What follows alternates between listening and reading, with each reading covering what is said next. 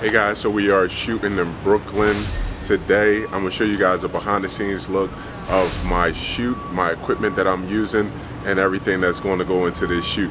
So stay tuned. Wanna feel the heat? Wanna feel the heat? Yeah. Wanna feel the heat?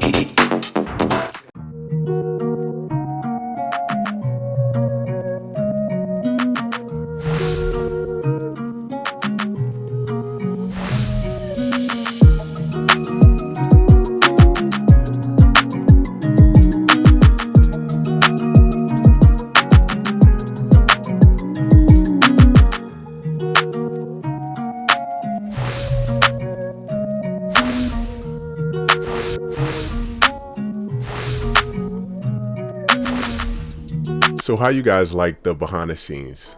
Comment below if you would like to see more behind the scenes video. Let's jump right into the equipment that I was using. And I want to start off with the Profoto D2s. Only because this was my first time shooting with the Profoto D2s. I usually use Godox. I have a Godox 8600 Pro, but this time around I got the chance to shoot with the Profoto D2s and they are amazing. So my client rented this studio, and when I looked at the studio rental that she rented, I seen that it said lighting equipment included. I know from experience, me booking other studio rentals, that the lighting that comes with the studio is 9 times out of 10 not better than mine. So I usually travel with all my equipment. I usually travel with my lighting and my modifiers and all that stuff just to get the shot, because I'm kind of familiar with my lighting. When I walked into this studio and I seen the Profoto D2s, I for sure thought he was going to put them away, but he was like, no, let me give you a little tutorial on how to shoot with Profoto. The little person inside of me was just jumping up and down because I always wanted to shoot with Profoto. As you know, or if you don't know, just do a little research on them and you'll see the price tag.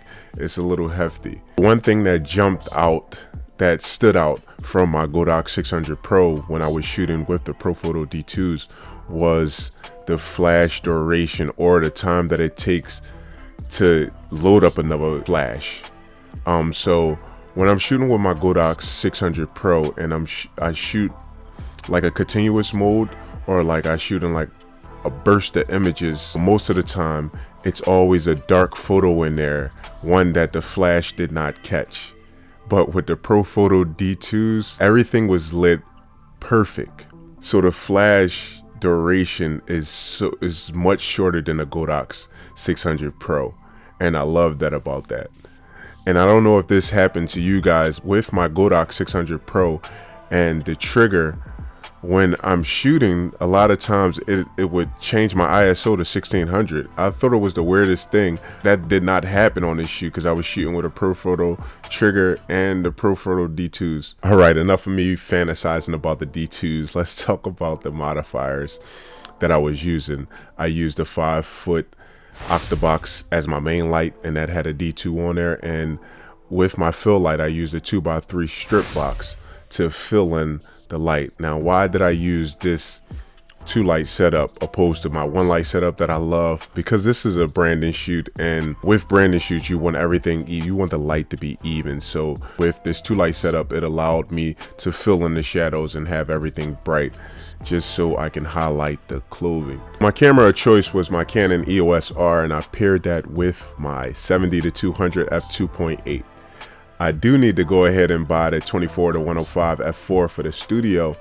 I rented this lens for another branding session and it did well for me. It went well with my collection, so that will be my next lens purchase. With this lens, it allows me to get a full body shot without standing far back in the studio. With the 70-200 f2.8, I have to stand far back, and sometimes the model can't hear me talking or giving out pose directions as good as it will be with the 24-105 f4.